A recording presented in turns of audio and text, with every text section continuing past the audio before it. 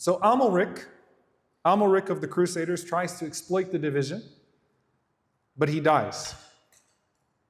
Then from the Crusader side, Baldwin IV, who is a young man with leprosy and who's very ill, takes charge. And because of that, they're a weakened empire. As Baldwin IV assumes charge, Salahuddin rahimahullah ta'ala sees that they are weakening, and he tries to take advantage of a moment. And subhanAllah, this is so important, because just as much as you cover his victory, you have to also cover the times that he fell short. In the year 1177, Salahuddin rahimahullah ta'ala makes an attempt on Jerusalem. He thinks that he has a pathway to Al-Quds. He takes his path. He tries to stage an attack on Al-Quds to retake Jerusalem. Not only is his army defeated, but they're cut off from the back, and Salahuddin rahimahullah ta'ala is almost killed in that process. And it is just as important to cover that defeat as it is to cover the fath that will come later, because even though he was quote-unquote defeated, he wasn't deterred. And that's actually part of the point as well. You know, when you think of Salahuddin, you think of, all right, guy is born, he's just a master of everything, just goes to the gates of Jerusalem, says, I'm here, reads some Quran, and then takes it. There's a process here that's unfolding, where he's defeated, but he's not deterred. He's not demoralized. So he goes back and he rearranges himself, continues to try to consolidate power. And subhanAllah, there's a narration that it's even said to him, because he's a sultan and they're thinking about power and territory. Look, you have Egypt, you have Syria, you have Yemen, you have the Hijaz. How come you're not smiling? Why aren't you content? And he said, how could I smile when Bait-ul-Muqaddas is under Crusader occupation? All of this is irrelevant to me if it doesn't manifest in the retaking of Jerusalem. I'm not doing this for power. I'm doing this so that we can retake Al-Quds, so that we could retake Jerusalem. And it's even narrated that some said to him that we saw in astrology that the astrologers have said that if you try to retake Jerusalem, you'll lose an eye. He said, I'll lose both of my eyes. I don't care. That doesn't matter to me. He's focused on Al-Quds. He goes back, he regroups, and he thinks about how to retake it once again. 2 years later, April of 1179, Salahuddin rahimahullah ta'ala meets one of the largest armies of the Crusaders at the Golan Heights. And he has up to 40,000 men with him, and he defeats the Crusaders in the area of the Golan Heights. The Druze in the area actually pledge allegiance to him, and so he consolidates power in that area as well. Baldwin, from the Crusaders, secures a truce with Salahuddin. So they enter into a 2-year truce.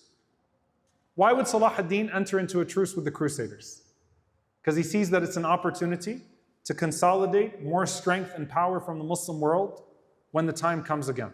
So Salahuddin takes the truce as an opportunity to continue to unify and bring the Muslim world under a singular power structure. The year 1183 comes. Salahuddin rahimahullah ta'ala has everything from Halab to the Hijaz. Mosul is still an issue for him. And the truce is violated by a man by the name of Reynaud de Chatillon. Reynaud de Chatillon. This man, subhanAllah, is one of the greatest enemies that Islam has ever seen in its history. The Fir'aun of his time, truly, if there was to be one, is Reynaud, also known as Reginald, Reynaud de Chatillon. If you look at a map right now and you were to draw from Damascus all the way down to Mecca, to Al-Hajj, then you'll see right in between, there is Karak in Jordan. I'm not talking about the tea, all right? The famous city, and you have the palace. Reynaud is a crusader general who is situated right there, and it's right on the route from Syria to Hajj. And despite claims by Baldwin that he has instructions not to attack the Muslims on the way to Hajj, he just can't help himself. The man constantly attacks the Hujjaj and attacks the Muslims on their way from Syria to Al-Hijaz. He cannot restrain himself. He captures them, he kills them, he steals from them. He does everything the truce entails that he's not supposed to do. Baldwin claims that this is Reynold acting on his own, but this causes a disruption in the truce, and then eventually Baldwin seeks another truce. This time with Salahuddin rahimahullah ta'ala for 4 years. Okay, for 4 years, a 4-year truce. SubhanAllah, how these things start to sound so relevant to our times. Salahuddin rahimahullah ta'ala agrees to it. They even have discussions about how Muslims will be able to visit Jerusalem and to at least rebuild what has been destroyed, and some security guarantees of Christians that come into the territories or of the Muslims at that point. So there are negotiations that are ongoing during that time. As that happens, Baldwin the fourth dies. Baldwin the fifth, his son, takes over as a child ruler. Doesn't last long because he's also a very sickly child. His sister takes the throne and then appoints her husband, Guy of Lusignan, as the king of Jerusalem. If you read in the English literature, by the way, it's spelled as Guy. His name is not Guy. Guy of Lusignan is appointed as the king of Jerusalem. So there's a new ruler to deal with, a new power structure to deal with from the Crusaders. So Salahuddin rahimahullah ta'ala is upholding the truce. But as we said, this man, Reynold, is an incredibly evil human being. And I want to give you a little bit of context of this man, Reynold de Chatillon, and what he tried to do, and how they tried to psychologically demoralize the Muslims. And if you were a Muslim living at that time, what type of shaking and what type of doubt could be instilled in your faith. Al-Aqsa is taken. Reynold says, I am going to take the Kaaba and destroy it, and then I'm going to go and pull the body.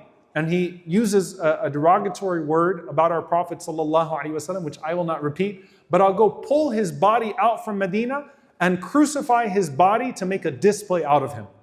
So his goal was, we took Jerusalem, I also want to demolish the Kaaba, and I want to steal the body of the Prophet ﷺ. Nuruddin Zengi rahimahullah ta'ala, when he was still alive, he had a dream of the Prophet ﷺ in Medina looking disturbed, and the Prophet ﷺ pointed to 2 men. When Nuruddin woke up, he immediately sent to Al-Madinah, and he identified the exact looks of those 2 men. He said, find these 2 men. And subhanAllah, these 2 same men were crusader agents that had penetrated into Medina. They posed to be tulab ilm. They posed to be students of knowledge.